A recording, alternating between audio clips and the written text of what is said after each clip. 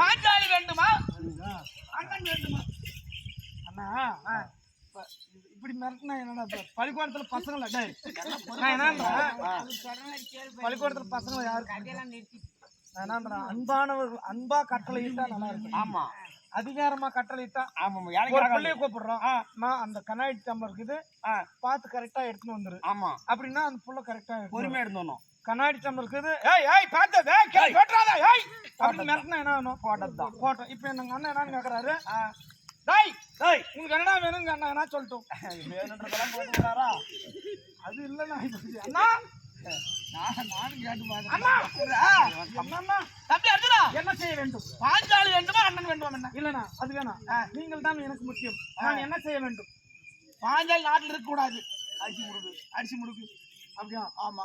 குற்றம் செய்தவள் அண்ணனா பாஞ்சாலியா? அண்ணன் தவறு செய்தாலும் சரி நம்ம அண்ணன் அல்லவா?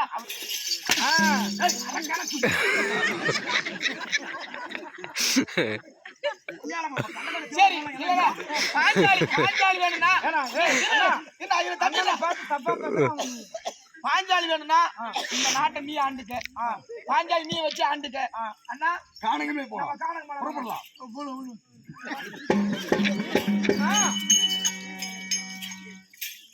இதுவரையில் நாம் பிரிந்த நாள் கிடையாது.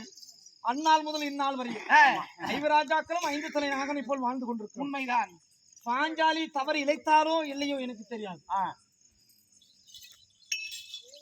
கண்ணால் காண்பது போய், காதால் கேட்பதும் போய். ஆமா தீர விசாரிப்பதே அது ஒண்ணுதான் உலகத்துல நல்லது. பாஞ்சாலி அழைப்போம், விசாரிக்கலாம். அப்படி ஆடுங்க. இல்லன்னா என் மேல தப்பா சொல்லுவாங்க. ஆமா ஆமா உடனடியாக பாஞ்சாலி அழைக்கலாம். உடனடியாக ஆகட்டும்.